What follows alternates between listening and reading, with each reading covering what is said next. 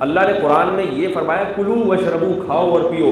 ہم اس آیت کا ترجمہ کرتے ہیں پھوڑو اور پھوڑ کے طرف. بس پھوڑو کا نہیں ہے قرآن میں، کھانے کا ہے. کھاؤ تمیز سے چبا کے اور روزے بھی رکھا کرو. تو یہ پھوڑنے کی وجہ سے کیا ہوتا ہے، اور میں نے ایک کسی ڈاکٹر سے سنا کہ دل جو اٹیک ہوتا ہے نا، اٹیک 15 سال پہلے، یعنی 15 سال سے دل کے ساتھ انسان غلط سلوک کر رہا ہوتا ہے، اس کے بعد جا کے یہ موٹر خراب ہونا. یعنی جس کو ہارٹ اٹیک ہوا ہے اس کا مطلب 15 سال سے یہ ایسی چیزیں کھا رہا ہے یا ایسی لائف اسٹائل ہے کہ یہ دل کو کیا کر رہا ہے، خراب کر رہا ہے. 15 سال دل پھر بھی برداشت کرتا ہے. یہ ایسے نہیں ہو جاتا ڈھنگ اٹیک ہو گیا. 15 سال سے اس میں بعض دفعہ انسان معذور ہوتے ہیں، اس بیچارے کو پتہ نہیں ہوتا کہ کیا ہو رہا ہے. لیکن نارمل آدمی کو 15 سال سے وہ دل کے ساتھ ناانصافی، یہ ایسے ہی ہے جیسے آپ اپنی جو گھر کی پمپنگ کی موٹر ہے نا پانی کی، اس کو آپ خراب کرنے کی باقاعدہ کوشش شروع کر دیں اور اس پہ، اور 15 سال کے بعد وہ موٹر جا کے کیا ہو، خراب ہو. تو ایسی موٹر جاپان کی کسی بہت ہی ماہر سائنسدان نے بنائی. یہ جو کہتے ہیں نا موٹروں کی وارنٹی ہے، یہ وارنٹی جب ہوتی ہے جب احتیاط سے استعمال کریں. پھر تو کہتے ہیں کہ اس میں لکھا ہوتا ہے اگر آپ نے یہ بے احتیاطیاں کی تو پھر کوئی وارنٹی نہیں ہے. لیکن کسی سائنٹسٹ نے ایسی موٹر ایجاد کی، پانی پمپ کرنے کی، پانی کو سک کرنے کی اور آگے پمپ کرنے کی ایسی موٹر ایجاد کی جس میں لکھا ہو کہ اگر آپ نے اس کو غلط طریقے سے بھی استعمال کیا تو بھی جوانی میں، یعنی موٹر 30 سال تک تو ویسے بھی اس کو کچھ نہیں ہوگا، اور پھر جب آپ بوڑھے ہونا شروع ہوں گے تو بھی 15 سال آپ کو ٹائم یہ موٹر دے گی. کیا خیال ہے؟ آپ نے اس سے پانی پمپ کرنے کے بجائے گریس یا پیٹرول نکالنا شروع کر دیا، پھر بھی موٹر نے کتنا ٹائم دیا آپ کو، 15 سال. اس کا مطلب یہ موٹر عام سائنسدان کی بنائی ہوئی نہیں ہے، کوئی بڑا ماہر سائنسدان تھا بھائی جس نے یہ اتھارٹی بھی دی کہ بھائی غلط بھی استعمال کرو گے تو 15 سال یہ موٹر کھینچے گی، پھر 15 سال کے بعد جا کے بند ہوگی. ایسی موٹر اللہ نے کہاں لگائی ہوئی ہے، دل میں. اور اللہ نے کہا اتنا خون ہونا چاہیے، وہ یہ خون ہو. ہم اس سے کیا پمپ کرنا شروع کرتے ہیں، گریس اور ڈیزل، کیونکہ الٹی سیدھی چیزیں کھا کھا کے خون کیا بن جاتا ہے، ڈیزل کی طرح ہو جاتا ہے، وہ اتنا خراب ہو جاتا ہے. پھر جا کے دل جو ہے نا وہ آہستہ آہستہ، کیونکہ ایسا گند کھا رہے ہیں، سگریٹ، پان، گٹکے اور لسی کے گلاس پی کے سو جاتے ہیں، اور انڈے پراٹھے صبح تو میں بھی کھاتا ہوں، رات کو بھی کھا رہے ہیں. بھائی ہم اپنے آپ کو بھی اس میں داخل کریں یار، کیا خیال ہے؟ اور چلو انڈے پراٹھے بھی کھا لیے کریں یار، رات کو بھی کھا رہے ہیں، 2 بجے کھا رہے ہیں، دعوتوں میں پھوڑ رہے ہیں، تو اس سے خون کے بجائے ڈیزل بننا شروع ہو جاتا ہے. وہ جو خون ہوتا ہے نا، بلڈ ٹیسٹ کرائیں تو اس میں اتنا کولیسٹرول نکلتا ہے، کالا خون، وہ ڈیزل ہی ہوتا ہے. 2 آدمی عجیب سے نا، بہت موٹے تازے عجیب سے، وہ چلے گئے خون دینے کے لیے. ڈاکٹر نے کہا بھائی مجھے خون چاہیے، ڈیزل نہیں چاہیے. آپ ایسا لگ رہا ہے آپ کی شکل سے کہ آپ کی رگوں میں خون کے بجائے کیا دوڑ رہا ہے، ڈیزل دوڑ رہا ہے، شکل سے ایسا لگ رہا ہے. تو وہ خون ہمارا کیا بن چکا ہوتا ہے، ڈیزل. وہ بھی 15 سال نکالتا ہے. اس کے بعد دل کہتا ہے بھائی اللہ نے مجھے خون کی پمپنگ کے لیے پیدا کیا تھا، خون کو سرکولیٹ کرنے کے لیے پیدا کیا تھا، ڈیزل کے لیے پیٹرول پمپ ہے، وہاں جاتے وہاں سے بنوا لیا کر. تو یہ مشین خود سے بن گئی، اس میں کوئی عیب نہیں ہے. اس کو اللہ کہہ رہے ہیں ما تری فی خلق الرحمن من تفاوت، تجھے رحمان کی تخلیق میں کوئی عیب نظر نہیں آئے گا. ایسا بنایا ہے اس نے، ایسا بنایا اس نے، اتنا خوبصورت ڈیزائن کیا. ایک دودھ سائنسدانوں نے ایجاد کیا ہے ڈبے کا، اور ایک دودھ اللہ نے ماں کی چھاتیوں میں رکھا ہے. عیب کس دودھ میں ہے؟ ڈبے کے دودھ پہ ریسرچ کرو، ہر 1 سال کے بعد کوئی نہ کوئی سائیڈ افیکٹ اس کا سامنے آ جائے. ماں کے دودھ پہ سائنس ریسرچ کر کر کے تھک گئی. ما تری فی خلق الرحمن من تفاوت، اللہ کا یہ دعویٰ سورہ ملک میں کہ تمہیں رحمان کی تخلیق میں کوئی عیب نظر، بولو بھائی، نہیں آئے گا. یہ دعویٰ آج بھی قرآن کا سائنسدانوں کو چیلنج کر رہا ہے، نہیں نظر آئے گا تمہیں. اس نے تمہارے لیے اس کو بنایا ہے. ایک ایک چیز، آرگینک چیزیں کی طرف لوگ جا رہے ہیں نا.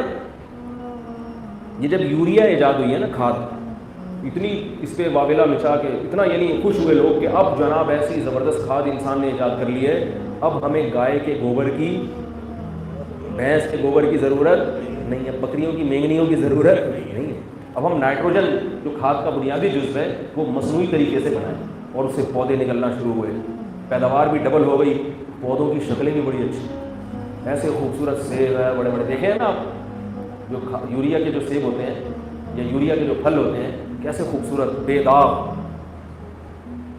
لیکن جب اس پہ تحقیق بھی پتہ چلا اس سے کیا ہو رہا ہے، کینسر پیدا ہو رہا ہے. کیونکہ جتنی تیزی سے گروتھ ہو رہی ہے، جب یہ چیزیں آپ کھائیں گے تو آپ کی سیل کی جو ٹوٹ پھوٹ ہے وہ بھی اتنی تیزی سے ہوگی، وقت سے پہلے بالغ ہو جائیں گے، اور وہ بے تکے طریقے سے آپ کی جو سیل کی جو اللہ نے اینٹوں کی رکھی ہے نا، ایک اینٹ کے اوپر دوسری اینٹ، دوسری کے اوپر تیسری، یہ بے تکی ہونی، پھر کہیں ایک اینٹ وہاں سے نکل گئی، ایک اینٹ یہاں سے نکل گئی۔ اب چونکہ انسان کی اینٹوں کو کھڑا کر رہا ہے تو اس میں ٹیڑھا میڑھا ایک اینٹ یہاں سے نکل رہی ہے، ایک اینٹ یہاں سے نکل رہی ہے، ایک تھوڑا کینسر یہی تو ہے۔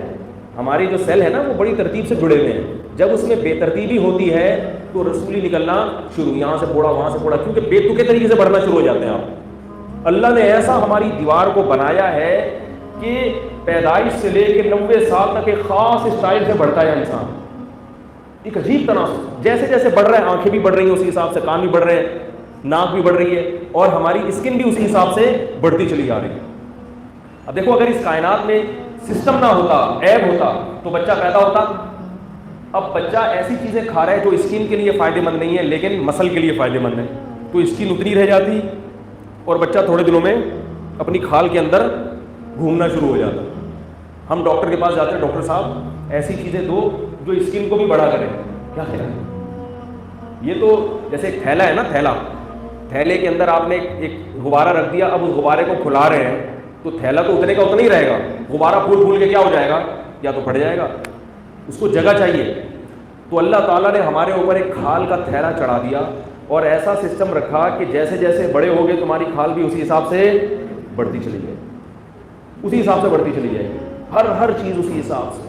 تو بھائی اس سے بہتر انتظام اور نظم و ضبط ہو نہیں سکتا، ناممکن ہے۔ ناک بھی اسی حساب سے بڑھے گی، آنکھیں بھی، پلکیں بھی، اور یہ جو اللہ کا سسٹم ہے نا کہ پھر بڑھاپا آنا شروع ہوتا ہے، یہ بھی اللہ کا ایک نظام ہے۔ تو میں اس طرف آتا ہوں جلدی سے کہ اب اگر ہمیں کائنات میں کوئی عیب نظر آ رہا ہے تو یاد رکھو یہ بنانے والے کی غلطی اور قصور نہیں ہے، یہ ہماری سوچ کی غلطی ہے کہ جو چیز عیب نہیں ہے ہمیں کم علمی اور کم فہمی کی وجہ سے وہ کیا لگ رہی ہے عیب۔ اگر عیب ہوتا تو دماغ میں کیوں نہیں ہے، بلاکیج کیوں نہیں ہے؟ دماغ میں تو ذرا سی بلاکیج اور برین ہیمریج ہو جاتا ہے۔ اتنے سال تک وہ جو رگوں کا گچھا بنا کے کھوپڑی میں فٹ کیا گیا تھا، وہ 50 سال 60 سال 70 سال 80 سال بغیر کسی ٹریٹمنٹ کے کیسے چل جاتا ہے؟ وہ جو اللہ نے ایک موٹر پمپنگ کی ہمارے سینے میں فٹ کی ہے، وہ بغیر کسی ٹیوننگ اور کسی میکینک اور سروس کے پاس سروس اسٹیشن جائے بغیر یا اس کی سروس کروائے بغیر وہ کیسے 60-70 سال نکال دیتی ہے وہ مشین۔ اور وہ مشین کو ایندھن کس سے مل رہا ہے؟ روٹی سے، دودھ سے۔ دونوں میں کوئی مناسبت ہے؟ آپ یہ جو موٹریں ہیں جو پمپنگ کر رہی ہیں اس پہ روٹی ڈال تو چلے گی؟ نہیں چلے گی، نہیں چلے گی۔ کیسا عجیب نظام ہے۔ وفی انفسکم، فرمایا اپنی ذات میں غور کرو، افلا تبصرون، کیا اندھے ہو تمہیں نظر نہیں آتا؟ تو اللہ نے قرآن میں یہ دعویٰ کیا ہے کہ لو کان البحر مدادا لکلمات ربی لنفد البحر قبل ان تنفد کلمات ربی ولو جئنا بمثلہ مددا۔ فرمایا سارے سمندر اگر سیاہی بن جائیں اور سارے درخت اگر قلم بن جائیں اور وہ اللہ کی تعریف کرنا شروع کریں ایک ایک چیز کی، اللہ تو نے آنکھ ایسی عجیب بنائی ہے، اس پہ کتابیں لکھنا شروع کریں کہ اللہ نے آنکھ میں اللہ کی یہ قدرت ہے، ناک میں یہ قدرت ہے، بالوں میں یہ قدرت ہے، انسان کی کھوپڑی میں اللہ کے یہ کمالات ہیں، اور پھر پہاڑوں کی طرف آؤ، پھر زمین کی طرف آؤ، پھر بارش کے نظام کی طرف آؤ۔ اللہ فرماتے ہیں سارے سمندروں کی سیاہی ختم ہو جائے گی اور سارے قلم گھس گھس کے ختم ہو جائیں گے، اور پھر ہم ان جیسے مزید سمندر بھی پیدا کر دیں یہ ختم ہو جائیں گے۔ ما نفدت کلمات ربی، مگر تیرے رب کی جو تعریفی کلمات ہیں اور تیرے رب کی تعریف میں جو کتابیں لکھی جائیں گی وہ تعریف کا کلمات ختم ہونے والے نہیں ہیں۔ تم خود کہو گے اللہ بھی بہت کچھ باقی رہ گیا ہے، بہت کچھ باقی رہ گیا۔ تو اب اس کے بعد بھی اگر کائنات میں کوئی عیب نظر آتا ہے، کوئی دیوار ہمیں ٹیڑھی میڑھی نظر آتی ہے، اس کا مطلب ہے کہ بھائی یہ ٹیڑھی نہیں ہے، ہمیں لگ رہی ہے، اس میں کوئی حکمت ہے جو ہمیں سمجھ میں، کچھ حکمتیں تو سرسری غور سے سمجھ میں آ جاتی ہیں، کچھ حکمتیں ایسی ہیں کہ وہ ہمیں سمجھ میں نہیں آتی۔ اس کا مطلب یہ کہ بھائی ہماری سمجھ اتنی نہیں ہے کہ ہم ہر چیز کی حکمت سمجھ سکیں، کیونکہ ہم خدا نہیں ہیں۔